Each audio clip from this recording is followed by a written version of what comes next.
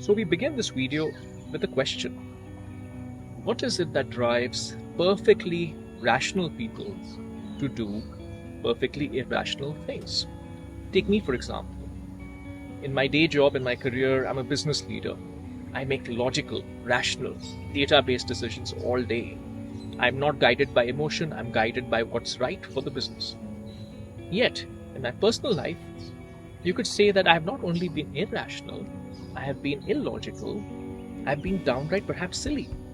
Because I have owned over 15 cars in the world's most expensive country for cars, in the country with the world's best public transport.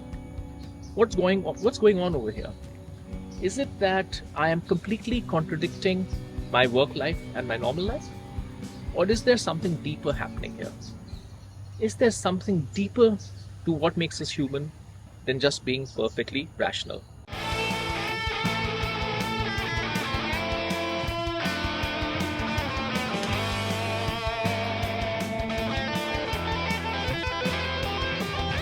Hi everyone, welcome back to the Ministry of Car. I'm Utkarsh coming to you from Singapore.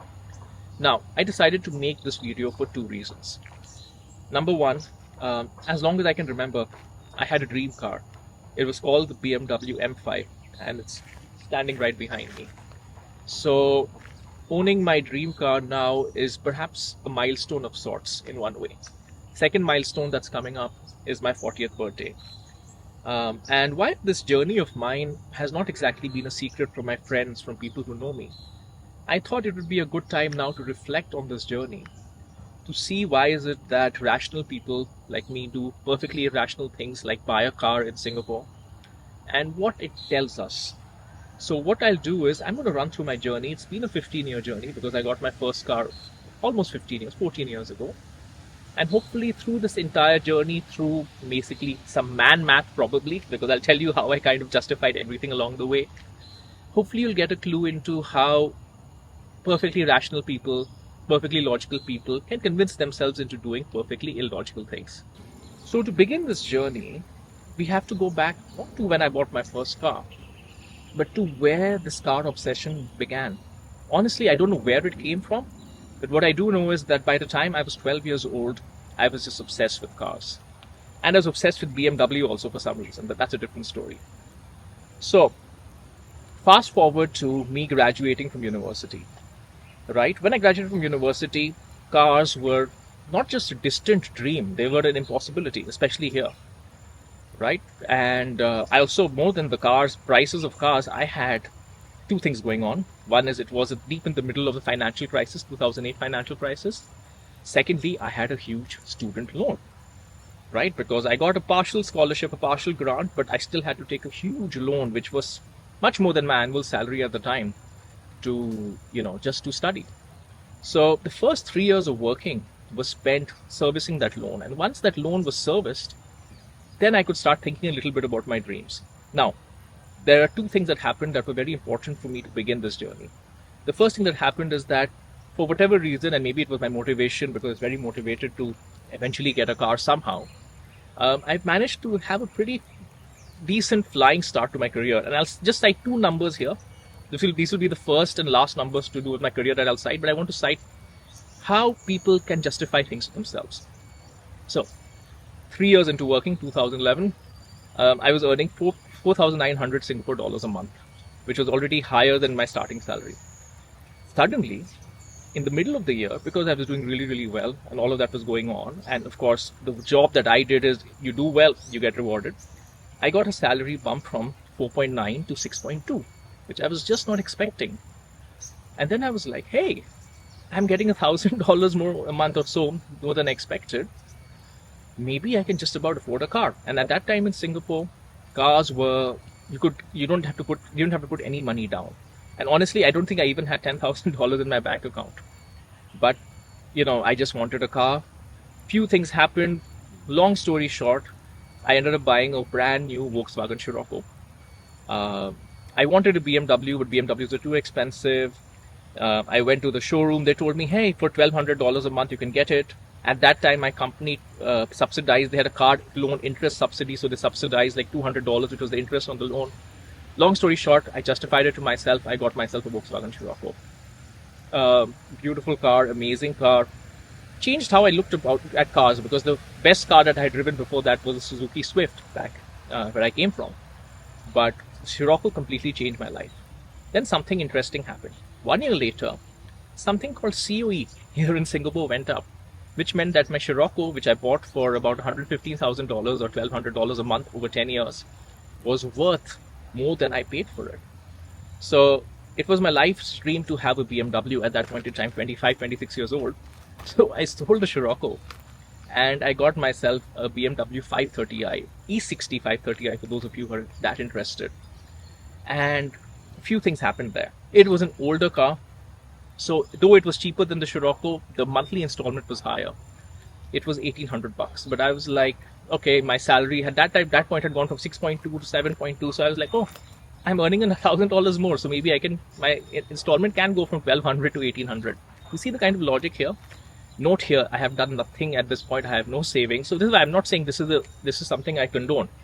I'm just trying to show you that here's somebody who is doing pretty okay, being very logical at work, is just making completely irrational decisions in their personal life to do with the love for cars. And there is a price to pay. In Singapore, perhaps rightfully so. In fact, not perhaps, definitely rightfully so in a country where there's a limited space. There is going to be a premium to driving here. So I was doing that. So I got myself BMW 530i, and at the grand old age of 26, I had gotten myself a BMW, which was of course great for me, but it was really horrible because everyone made fun of me, because I was suddenly known as that. I wasn't a fresh grad, I'd been working for 4 years, but as that entry-level guy who had a BMW 5 Series in Singapore. It was a bit of a joke, honestly, but that's what it was. I didn't care. I just wanted a car. In fact, I could have hidden the car from everybody so they don't know about it, just so that I could have my BMW.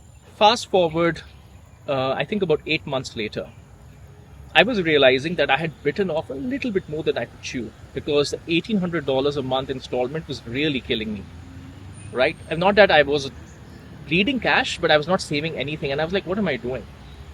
At that time, something interesting happened. Alfa Romeo, which is another one of my childhood dream cars, they were selling out the last batches of 159s in Singapore. And in Singapore, there's something called paper value versus the actual value of the car. And the paper value of those cars was really high compared to the selling price. And of course, since it was a 10-year, it was a car with 10 years tenure left, I could take a 10-year loan on it. So the monthly installment would be closer to $1,100 versus the $1,800 on the BMW. So by necessity, I found a way to sell the BMW, and kind of these are the things you learn, because I learned how to sell cars by myself to a direct owner versus selling it to a dealer who would need to make the margins, obviously. So I sold it to a very nice lady, the 530i, and then I got myself my dream car, my Alfa Romeo. By the way, quick link to the video on my entire Alfa Romeo dream journey. That was another dream for me along with the BMW M5. Alfa Romeo was an amazing car, super beautiful, super characterful, but it needed a little bit of, let's just say you have to be a petrol head to enjoy it. The gearbox was a little bit cranky, but nonetheless, it was just amazing. Probably the car I had for the longest period of time. I had it for 4 years, and it gave me no trouble other than, of course, its own characteristics. So that was it. 4 years of having the same car after having switched 3 cars. But something was to change. And what was to change is that I was getting transferred. I was getting an expat assignment to lead marketing for my company for a few of the markets here. So I was getting transferred to KL. So sadly, I had to sell my Alfa. The good news is that I sold my Alfa to my friend. And side story here, it's a little bit ironic, but between my friend and I, we had the full Alfa Romeo experience, because I had all the joy of the first 4 years. My friend got it. He had it for the next 5.5 years till the end of the COE. And he had all the lack of joy that an Alfa gives you. So he had to take it to the workshop many times. There's a joke here that, if you see old Top Gear, they say that if you own an Alfa Romeo, you get to know the mechanic. Well, my friend got to know his mechanic so well, the mechanic invited him to the wedding. So if any of you are planning to buy an Alfa Romeo, I guess you need to be warned about that particular piece. So that was the Alfa. Then I went to Malaysia, and in Malaysia, for the first time ever, I got myself a real performance car, because none of the cars that I had were real performance cars. I got myself a BMW 335i, which was formerly owned by somebody in the Malaysian royal family. I'm not exactly clear who, and I only found this out when I sold the car. but it apparently had some registration that indicated that it belonged to someone from one of the royal families of one of the states in Malaysia. The 335i was a transformative car for me because also at that point in time I was working between Singapore and KL. So I had two options: take a flight down from Singapore to KL or drive down the North-South Highway. You can guess which one I took. So in the 2 years that I did this role, I would have probably driven down the North-South Highway, I would say 50 times at least. And the good thing with that is that entire stint with the 335i and Malaysia, KL, and driving down to Singapore completely got the need for speed out of my system. You know, when you're young, when you're a car enthusiast, there is a need for speed that you have. Most people do, if you love cars. And I'm so glad that I had those 2 years to get that out of my system, because especially nowadays when I see people driving too fast in Singapore, I'm like, no, it's not the right place to do it, because, you know, it's the speed limits are what they are. It's an urban environment, highly densely populated. It's not safe to do that everywhere. So I'm very glad for that assignment and that stint that gave me the chance for me to see what I needed to see, experience what I needed to experience. And that helped set me up in a good base. Now, 2 years later, I was returned to Singapore, new assignment, new role, and I wanted to try something different. This is where the irrational bit comes in. Initially, I booked an Audi A5 because I was like, I've already done my need for speed. So I think I just want a nice car, beautiful car, something that my wife would like. So we got an Audi A5, booked it, new car. Then halfway through, I was like, am I really going to be happy with, a slower car, or only a 2-liter car versus something used to 3-liter? My friend was going to buy a car as well. He bought a A5 convertible. And in the process, somehow, much against financial sense, I decided to cancel my A5 booking and swap it for an S5 booking, an Audi S5. That's what happened over there. And we got the Audi S5. And it was an amazing car. Very different from BMW, because BMW's rear-wheel drive, little less traction, Audi 4-wheel drive, a lot of traction. Yet the 335i, though less powerful than the S5, was more exciting because rear-wheel drive. S5 was very sterile. It was brand new. It was fancy. It had like red Napa leather, all the stuff. It was amazing. It was a wonderful car. Had that for 2 years. Then this is kind of the cycle that I go through. I was like, why do I have such an expensive car? Can't really drive it in Singapore. I need to buy something cheaper. I need to buy something a bit more spacious, perhaps. So then I sold the S5 and I bought a BMW 528 Gran Turismo. The 528 Gran Turismo, for me, logically made sense. It was spacious. It was a 5 Series, but so more premium than a S5, which is a A4, A5, which is one step lower, 3 Series style. That car lasted 1 month, because in that buying that car, I realized something very important about myself, which is know yourself. As much as I may not be driving at top speed or whatever it might be, there is something about a powerful car, a car designed to be driven a certain way versus a car just designed to be a commuter. It's ineffable, not ineffable. You can feel it in the way the car drives, the way the car sounds. I just realized I like my 6-cylinder, 3-liter cars. Irrational, but I realized that the moment I don't have one of them, I'm suddenly craving for it and I'm thinking about it, and it's kind of spoiling my day. Right? You have to realize, I don't really care too much about the clothes I wear, places I dine. These are things I don't care about. The watch I may have, I don't really care. But somehow the car that I drive really affects me. It's all about maximizing happiness, optimizing for happiness. Just identify what really gives you happiness for yourself versus other people. Other people have no clue whether I'm driving a 4-cylinder car, 6-cylinder car, or 8-cylinder car like this M5. But it makes a difference to me. So then, 1 month later, I sold that car and I got myself another car that would transform what I thought about cars. I got myself an Alpina B3. Now, the BMW M5 had been my dream car. The Alpina B3, I kind of rationalized it would be kind of like an M5 because an M5 was too expensive back then. I got that car, and that showed me the difference between a normal fast car and a car made by the experts. Experts like Alpina, experts like BMW M. Big difference. Again, of course, you cannot exploit the potential of the car fully in Singapore, but you feel the specialness of the car every time you drive it. And that Alpina was just something else. The way it sounded, the way it handled. Yeah, it completely transformed what I thought about cars. I thought the 335i was good. I thought the S5 was good. This was in a different league because it was not just an ordinary 335 or an ordinary S. It was an M or an Alpina or an RS or an AMG car. So it was very, very different. So I had that. I had that for a couple of years, maybe 1.5 or 2 years probably. Few things happened. At that time, my wife started working in a real estate job, and she needed a car. So she started driving the Alpina around. The Alpina's ground clearance, at least at the front, was very low. So, and I can't really blame her, because it is very difficult when you go up multi-story car parks, etc., HDP car park, whatever you have. The bottom of the car was constantly getting scraped. In fact, I had to get that bottom of the car, the front bumper, fixed at least 4 times. So it was getting a little bit tenuous, and also the Alpina was a 3 Series, so it wasn't exactly very spacious. It was comfortable enough, but not luxurious, so to speak. So it was time for a change. Then I did what I think was a mistake. I should have learned. I should have known myself. But at that time, I've always had this craving to own a station wagon. It's a petrol head thing. You always want a station wagon. And I test drove a V90 station wagon with only a 2-liter engine, but it surprised me how well it handled. So in a moment of perhaps weakness and perhaps silliness, I sold the Alpina. I'll probably make a story on that particular Alpina different. It's a little bit of a tragic story of that car. How that car always eluded me after I sold it when I shouldn't have. And I got myself a Volvo V90 station wagon. The car was nice, it was great, it was comfortable, it was spacious. But it missed the X factor. It was not, of course, a S or RS or M or AMG. But beyond that, it was just competent but boring. So I had that car for a few months, but I was constantly craving something nicer, something a little bit more. So I was like, what is it that offers utility yet specialness?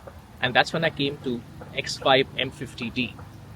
Massive BMW M Sport SUV. Because it was a diesel, it was priced very competitively, because diesels have no resale value here in Singapore. I had that car. And at this point in time, it was the first time we decided to have 2 cars in the household. And I had always wanted a Mercedes as well. Even though BMW was my dream car, Mercedes was always something that I thought about owning. Mercedes is a Mercedes. So I thought, let me try out a Mercedes as well. And then I found an underpriced model, which is the Mercedes E400, which no one had heard of. It was 9 years old. But I decided, let me drive it for a year and let me see how I like it. So then we got into a 2-car garage, a BMW X5 M50D and a Mercedes E400, a W212 generation. Okay, so 2 things happened. X5 M50D gave us a lot of trouble. It was always running too rich. The workshop couldn't exactly figure out what was wrong with it. It was always smelling of diesel. I made a big mistake. I bought the car with the check engine light on. And in retrospect, and I bought it from a dealer. So these were like 2, red flags. But I really wanted an X5 M50D, so I kind of, just rationalized to myself, it'll be fine. I have dealt with all these things before. I've owned so many cars. I've dealt with so many different problems. I rationalized that to myself. Poor decision. So essentially, close to a year later, when it was an opportunity, every year the paper value of cars goes down. So because I had bought it at a reasonable price, I had an opportunity to let it go a year later for not the scrap value of the car, export value was not too bad. So I traded in the X5 M50D for another car that I was very curious about, the BMW 6 Series Gran Coupe. So now, in theory, the 6 Series Gran Coupe should have answered all the questions. It had a BMW 3-liter engine, it was beautiful looking, it was a BMW. So it looked like an Alfa Romeo or a Maserati, but it had the driving of a BMW and it had a 3-liter engine. What could go wrong? Nothing much. It was a great car, but I realized 2 things about it, and this is what happens. One of the reasons why you need to own so many cars or experience so many cars is you don't realize things till you own the cars. For me, there were 2 issues with the car. One is it never exactly felt sporty enough, though it looked amazingly sporty. It was a massive car. Massive, almost as long as the 7 Series. So it was always felt a little bit heavy. Now this M5, for example, it feels heavyish too when you start it and you drive it around the car park. But the moment you get up to speed or anything, this car is more agile than you can imagine. It's crazy. That 640 was not like that. It felt heavy. It constantly felt like I'm driving a car that looks like a coupe, but it feels like a big luxury car, a heavy luxury car. So that was one issue, even though it handled well. Second issue was it wasn't. So when you'd have, these days you have these cars that are like saloons with, this is a normal saloon, but you have cars that are saloons with a more curved roof line, so they become coupes like the CLA or the A5, S5 Sportback that I had. All of those cars like the S5 Sportback or the BMW 4 Series Gran Coupe, those cars are essentially saloon cars with a little bit less rear headroom, so they're pretty decent. The 6 Series Gran Coupe was different. It was essentially a coupe that was made longer, which meant that it could seat 4 people, but it was incredibly cramped because the front of it felt like a coupe. It was really hemmed in. And the back, though you could fit properly, and to be clear, 4 people could fit, and even the 5th person could technically fit in, it was just always a bit too cramped. So I was like, why is this car so large on the road and yet it has such little interior space? That equation was just not sitting with me, and it doesn't handle like my Alpina, for example, right? So that was kind of always the benchmark of handling in my head. So I was always craving to, it's a great car, but when I have the right opportunity to sell it, I would sell it. So that was going on. I did get the opportunity to sell it, and here's again typical man math logic. I discovered that BMW, when they made the G series, they used a lot of carbon fiber. So I found out that 7 series was less heavy and more agile because it had 4-wheel steering than the 6 series Gran Coupe. So I sold the 6 series Gran Coupe and I got myself a 7 series. So I was like, if I'm going to have something that big, I've already driven something that big, the 6 series Gran Coupe, let me enjoy the space and the luxury of a 7 series. So I got myself a 740 Li. That was on one side. On the other hand, the Mercedes finished its COE, the E400, and I decided, my wife drives so much because she's a real estate agent, I think it's about time for her to get something that's more suitable for her. And certainly if she's driving 2,000 kilometers a month, maybe it would be good to save something on fuel as well. So we got another Mercedes. We got a Mercedes, the next generation, W213 E220D. So suddenly we had a 2-car garage where you had a 7 series 740 Li long wheelbase and a Mercedes E200. So that doesn't, E220D doesn't look like a petrol head garage, but the 740i was transformational. It handled way better than the 6 series. For the size and everything, it was amazing. In fact, I only sold that car recently, and the reason I sold it is simply because the car reached the end of 10 years, and Singapore right now the COE is like $120,000. So it would be extremely financially imprudent to give up the tax rebate on that car and then buy another COE at the current pricing. It just doesn't make sense. So I very sadly sold that car, of course, to get this car, the M5, which was made it less sad because this is my dream car. But I love the 7 series, and like I said, this is an ongoing journey. So that a 7 series of that generation, of some generation, is probably in my future plans. So that was the 7 series. Then the Mercedes E220D, that car was just, what should I say, just special enough. It felt like a German taxi, which it is, because all the taxis in Germany are Mercedes E200s or E220Ds. But especially that car with the all black interior, very plasticky feeling. Yes, it had those fancy interior lighting, but it just did not feel special enough. So when we got the opportunity to sell it, we sold it. It was decent, again, very decent car. And we swapped over to, I'm losing track now. We swapped over to, of course, the BMW 540i. So the theory with the 540i is, I love the 740i. The 540i should probably be better because it is smaller, yet it's very spacious. It should be more sporty. So currently, as we stand, we are at a 2-car garage of a BMW 540i and a BMW M5. Let's talk about this M5 for a second. The M5 has always been my dream car. The E60 M5, which was featured on Top Gear, made my college days. It was literally the car I had on my, people have Ferraris, I have M5s, just me. Was the car that kind of inspired me to kind of work hard so that I could own an M5 one day. Then the F10 M5 came out later. The F10 M5 for me was never what I wanted versus the E60 M5.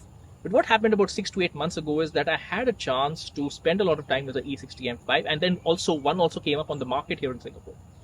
And then I realized that the E60 M5 is horribly, what should I say, compromised, especially for driving in Singapore. One, it has no low-end torque. Secondly, it has that SMG gearbox, which is constantly shaking you. I experienced that on the Alpha, which is a single clutch gearbox.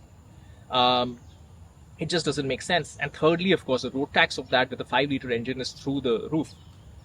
The F10 M5 suddenly started appealing a lot more to me because it had a double clutch gearbox, it had all the low-end torque, and by all accounts, the F10 M5 handles incredibly well despite its size and weight.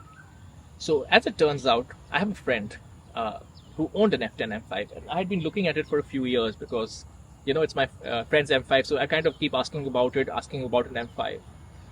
The thing with these M5s are that the initial batch of these cars, 2012, 2013, they had a lot of trouble with the engine, exasperated in the tropics.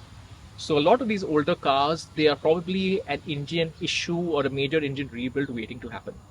Same thing happened to my friend. So when he got this car, it was fine, and then ultimately he had to get a full engine rebuild done. And I knew about this from my friend, so I was like, he said that if you want to buy an M5, just budget 35-40K for an engine rebuild. I was like, oh, that's not something that I'm going to be doing anytime soon. So anyways, my friend got everything done on his M5, etc., etc. And as life would have it, he had a third kid. And earlier this year, just about the time that I was looking at what to do about the 7 Series because the COE was going so high, so I was already planning to replace the 7 Series, my friend put his M5 on the market. And initially, I was like, do I really want an M5? Because at that point in time, I was a little bit enamored by the idea of having a convertible. Side note, I totally forgot one car. I had a convertible for 1 month earlier this year, a third car, earlier last year rather.